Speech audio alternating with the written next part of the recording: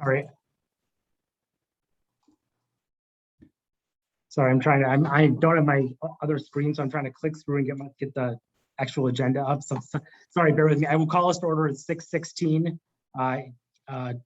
It's Trustee Warren, Trustee Arndorfer, and as I understand it, Trustee Stokebrand is excused tonight. Correct. So the first order, I'm trying to read it off the agenda, but of course I cannot manage to pull the thing up right now. Sorry, give me 1 second here. I don't know why this didn't. Okay, looks like we're having technical difficulties here. I know it's and this is not going to be well put, but I know what I need to turn it over to. I need to turn it over to Captain Liebenthal to discuss public safety grants. I would be much more eloquent than that if the agenda would actually come up on my screen right now. But I will work on that, Captain Liebenthal, I will multitask and while you give your presentation. Certainly. All right, thank you. First of all, we did plan on trying to bring back the complaint process for discussion this evening, but we do have a pressing issue with the traffic safety grants. It's something that our timeline is very tight on this, so we needed to address this at this point in time. So with the issue with the traffic safety grants, so we participate in the North Shore task force for traffic enforcement, for enforcement initiatives that take place. All 7 of the communities within the North Shore participate in the task force. River Hills is basically the administrative agency. They're the ones who do all the liaisoning between the task force and the Department of Transportation, where these grants come from. And each year, the Department of Transportation awards grant money for specific initiatives related to traffic enforcement that's tied to safety. And the 3 grants that we generally participate in that we're awarded every year are the Operating While Intoxicated Enforcement Grant, the Seatbelt Enforcement Grant, and the Speed Enforcement Grant. And the speed grant comes out in spring. So the one that came out for 2021 actually came out, I want to say it was April of this last year. And for that one, we were awarded $5,000 for focusing on traffic safety tied to seatbelt use. Seatbelts are a primary enforcer that we can stop. I'm sorry, not go back for the speed grant. I'm sorry, primarily enforcing for speed related offenses. But there's also the secondary enforcers in there of the seatbelt and operating while intoxicated as well with the speed grant. And how do we evidence that these are a focus? What do we do in order to accrue these grants? I'm sorry, what was the question? How do we evidence this focus? You know, we were awarded a certain amount of money for focusing on seatbelt enforcement, speeding, operating while intoxicated. How do we evidence that we focused on this enough to accrue this grant? There's information that we have to fill out. There's an activity sheet that the officers fill out that ends up getting submitted, the totals for the stops that we had, what the citations or warnings were that we had issued, and what pertaining to those particular enforcement activities. And all that information gets reported back to the main point of contact within the task force, which is over at River Hills. And then they compile all the task force numbers and send those forward to the state. So is it something that we drive at as a goal, or is it more of we just compile all the numbers, send it off to the state, and the state says you get X amount of money? I'm not sure how the state actually determines the amount of money that's lump sum awarded. What I can tell you is that whatever is awarded to the task force, that's divided across the 7 agencies. Pretty much close to being equal. It's not 100% equal within every dollar as far as that goes, but they're all relatively pretty close with, in regards to the dollar amount being pretty equal amongst the 7 agencies. Okay, and so it's just a question of us participating and getting back this pot of money, really, along with the 7. They grant us one big pot of money and the 7 equally divided. Correct. Yeah, and then or roughly equal. Roughly, fairly close to each other. If you look at the amounts that are awarded, I think they're all listed on each of the PDFs that I had attached as attachments. they're all pretty close to each other. I think the speed grant is equal all the way across the board. The OWI grant, there's a little significant difference between Bayside and everybody else, but everybody else is pretty close to each other within $1,000 or so. And then with the seatbelt, everyone's within about $500 of each other. And sorry to, I just want to ask this one different way. So when we think about this grant money, is it something that our officers are affirmatively trying to, like I need to get 4 OWI stops in the next 2 months in order to get a bigger piece of the pie, or is it more of just whatever the numbers are, we submit it, we get some money back? We're awarded the money or the numbers up front. So we know how much money we have to work with in terms of how much deployments we could put out. You don't get more back based off of, to my understanding at least, you don't get more back based off of your productivity, I guess you could say, within the enforcement in terms of the number of stops you make or the number of citations that are issued or number of warnings that are issued.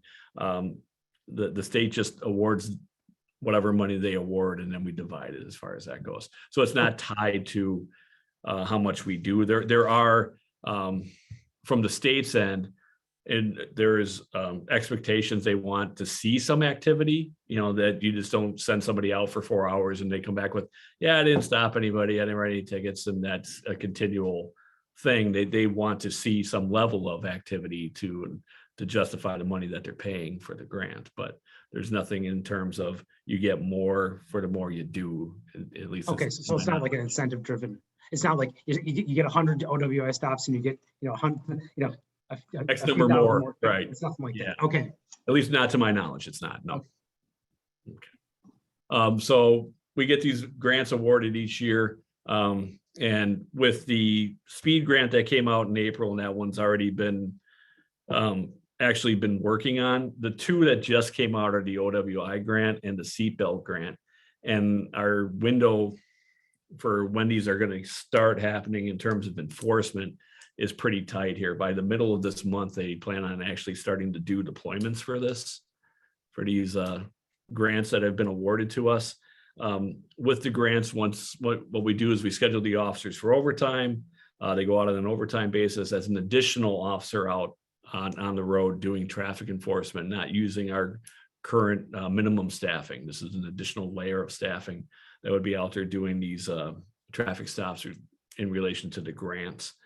And like I said, it's a 4-hour deployment usually with these, and then they will fill out their activity. We submit for reimbursement on the back end.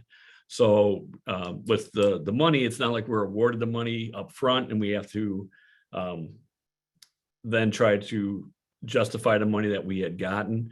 We're basically given a limit, like a pot of, you're awarded this amount of money.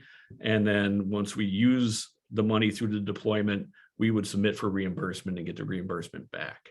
So it doesn't cost us anything in terms of that. And then also it's not something that we would have to return if we don't utilize all the funds. And just for the record, I feel like I'm in court. Just for the record, this has nothing to do with what we're going to be discussing later on down the line, which is stopping based on running plates alone, right? That's still something. Yeah, these grants have specific things that they are looking for in terms of what you are out there for your primary enforcement should be pertaining to. I ideally with the speed grant, their primary focus is speed. Now, it doesn't preclude an officer from doing a stop for if they see something that isn't related to speed, like that, for example, they see someone go through a red light, they can still make a stop even though they are on the speed grant. At that point, they can still make that other stop for that particular violation if they observe it. But the primary focus is tied to whatever the specific grant is that they're working on, whether it be speed, seatbelts, or OWIs. Operating while intoxicated. I'm sorry, the acronym, I'm not sure if everybody's familiar with it. So yeah, and I guess I'm sorry, go ahead. Sorry, I guess my only point in asking that question was that we will be having that conversation about stopping based on just running plates alone. Yes, I believe that's scheduled for that's on the later on road. the line. I just want to make sure that, and again, this is kind of for the record, if people watch this recording, I want to make sure that people know that we are still planning on discussing that, and that is a separate and distinct issue from what we're discussing tonight. Correct. We're specifically discussing the safety grants that we have that are tied to safety related violations. All right, so we have the 3 grants that we've been awarded. The money that is associated with the speed grant was $5,000. Seatbelt grant was $13,000, and for operating while intoxicated, that grant was $15,500. And again, these are primarily focused on the safety-related driving infractions that they're basically named after, essentially. I'm just trying to see if there's anything else I want to add in here.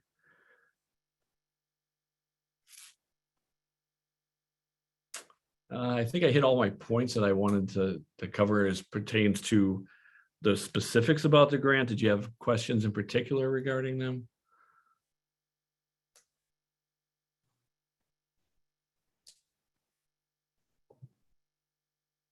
No, so as I understand it, this is a pot of money that comes in, split amongst 7 municipalities. Everyone has chosen to participate. How long have we been receiving these grants? As far back as I can find. Now I've been here since 2014 is when I started with the agency. But as far back as I can find, they have been getting these every year. Got it.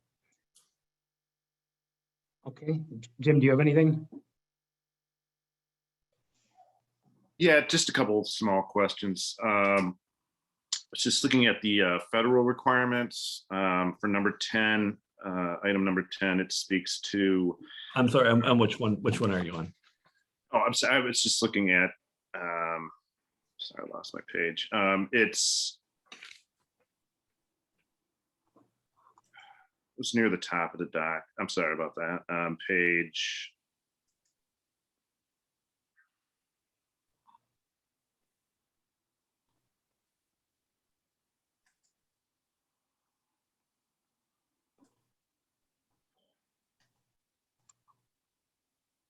All right, I'm looking at page, I believe, 20.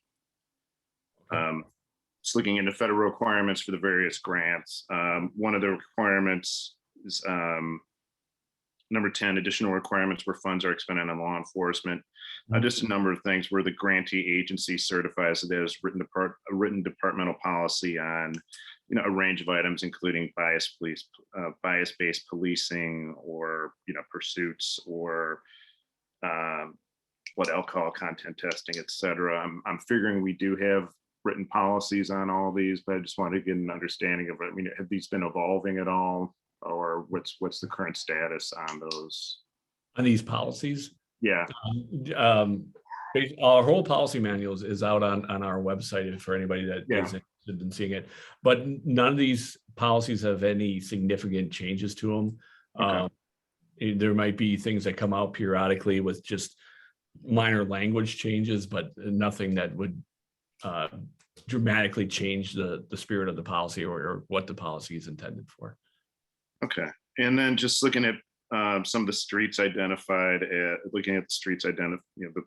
current locations of directed patrols on pages 39 through 41. Oh yeah, that gets into the next item, but go ahead. Oh, okay. I'm sorry. Okay. I'll wait for that. Okay. I wasn't sure if there's anything tied to this one. No. That. Okay. All right. Any other questions on grant? No, Trustee Warren hit on the points that I was hoping that we could get some clarification around. So okay, I'm good. All right. Okay. Before we move forward, before I ask for a motion, anything from the public on this? Please feel free to raise your hand. If you want to comment, please supply your name and your address. I'm not seeing any hand raised at this point. Okay, seeing none, do we have anyone? Jim, I guess I'm asking specifically Jim, since only 2 of us. Do you want to make a motion? Sure. I move to direct the police department to participate in the Wisconsin Department of Transportation Bureau of Transportation Safety Grants. I will second. Any further discussion? Seeing none, all those in favor? Aye. Aye. Any opposed? Motion carries 2-0. Okay. All right, moving on to the next item. Sorry, I lost my place here now. Let me go back. All right, the next item was item number, what was identified as item number 17 amongst the discussion with the police organizational study. And just for the record, for the going back to the prior one, that was item number 20 is what that was tied to in regards to the police organizational study that was done by Alexander Weiss. This item that we're going to be discussing here is item number 17 out of that list. And what he had suggested was that the agency implement a well-defined traffic enforcement strategy based on crash prevention that addresses resident complaints. And in the process of working with Dr. Weiss on putting everything together in terms of getting him the data he was requesting and just answering general questions about the department, one of the things that we discussed was our traffic enforcement strategy. And we shared with him that our traffic enforcement strategy basically is tied to pedestrian and bicycle safety related concerns, but through the use of directed patrols, which are patrols where officers are assigned to focus on a specific area. And these areas that we identified for the directed patrols were all tied to pedestrian and bicycle safety.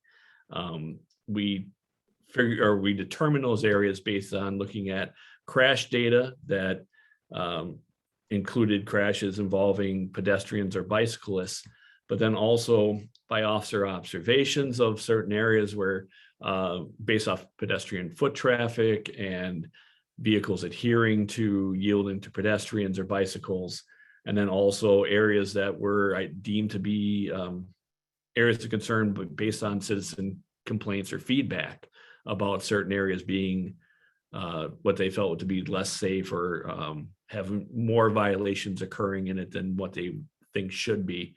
And so we've put together a whole multitude of areas throughout the village that we focus on, and we'll rotate through and assign officers to go and do those directed patrols where they will be in that particular area with again, focusing on the safety related violations that are tied to pedestrian and bicycle safety. Again, it does not preclude them from doing other types of stops if they observe things, but also they are there to primarily focus on those safety related violations for that. And that information was provided to him. He still talked about gearing our traffic enforcement strategy based on crashes. We also shared with him that we average less than one crash per day in the village of Shorewood if you run the numbers on it and look at the total number of crashes that we had for a particular year versus the number of days that we have in a year. I think the highest number that we had, just looking at it here, was probably back in 2019, I think. Sorry, yeah, 2019. And I have 158 crashes, I think, for that particular year based off my math. So we're significantly averaging less than one a day. And so what we did was we still looked at his suggestion of focusing things solely on crash related data. And we broke down all of our crashes for the years 2018, 2019, 2020, and year to date for 2021 through the end of August is when the last time I got that updated here. And we broke it down by location, and then also broke down each year by, was it a property damage crash, which was a PDO is the acronym for that on the spreadsheet that was attached, or personal injury crash, which is a PI. And so we included all the numbers for all those various locations, and then we cross-referenced the locations that the crashes occurred at versus the locations of our directed patrols for pedestrian and bicycle safety. The directed patrols for pedestrian and bicycle safety are highlighted in green. Those areas, I should say, the crash locations that fall within one of those areas is highlighted in green would be the best way to describe that.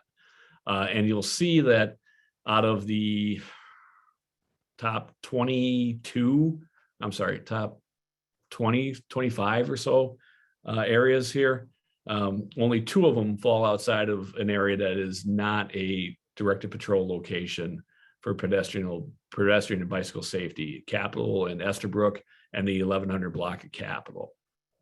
Those are the only places that have multiple crashes that have occurred at that location within the last essentially 4 years now, that is not covered by a pedestrian or bicycle safety related directed patrol area. So at this point, I'm suggesting that we continue with our directed patrols being our primary traffic enforcement strategy based off of the pedestrian and bicycle safety concerns, rather than going to a strictly crash related focusing, because there are areas that, if you scroll down the list here, that are areas that are a concern for pedestrian and bicycle safety that aren't very heavily represented on this list for crash related incidents, I should say. So thematically, like just trying to, and this is not meant as a criticism, it's just kind of me as I understand it. Thematically, we're kind of getting to the same place, whether we rely on the crash data or what we're currently doing. But I think I'm getting the feeling that some of the argument, though, is it's a little bit, we feel like what we're currently doing, which is taking into account resident concerns and feedback and observations, might be a little bit more accurate than crash data, because crash data, fortunately, in the village is pretty sparse. But that said, it almost gets us to the same place going either direction here. Is that kind of? Correct. It almost does get us to the same location. I just feel that we do still need to focus on some of these other areas that are still pedestrian and bicycle safety related concerns, whereas abandoning those and focusing solely on the top crash locations. I think the village would be better served focusing on the pedestrian and bicycle safety related concerns as well. And I can imagine that if we pulled our resources from some of those locations, you might unfortunately end up with crash data in those locations. So yes, perhaps. Yeah. I mean, one of the ones that we hear a lot about is like the 4400 block of Wilson. We've had a lot of people express concerns over that. And if you look at the crash data that shows, I mean, we had 2 crashes there in the last 4 years, but it's still an area that we do try to focus on, because there is a fair amount of pedestrian and bicycle safety, or pedestrian and bicycle activity that takes place in that area. Got it. So we're just basically looking to get confirmation from the commission that we should continue our current strategy rather than focusing on the crash related strategy. Got it. I guess the question I had, I mean, just trying to get a sense of how much of our coverage, and I don't know how you'd want to quantify it in terms of hours or officers, or what the best way to look at it, maybe it's hours, I don't know. Like say the top 10 on this list get relative to some of the others. I mean, is there the top 10 probably get a little bit more attention because of the fact that there is more pedestrian and bicycle traffic through there. Especially if you're looking at the area around Metro Market and Capitol and Oakland, where there tends to be a lot more activity.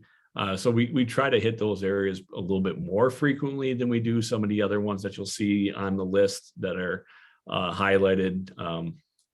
Not to say that they're less of a concern, but we do try to balance the amount of volume through those particular areas with the amount of attention that they get as well.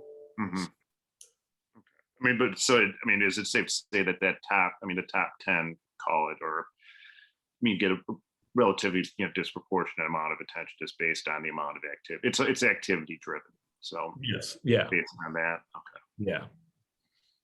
All right. Have there been any shifts over the years in attention, or any areas that have kind of popped up as a concern, and it's not necessarily as incidents that would be reported here, but in terms of complaints or In terms of, we get the occasional situation where a resident or a couple of residents will feel that their area is a little bit more of a concern and should have a little bit more of attention dedicated to it. And we will take a look at those areas as they come up.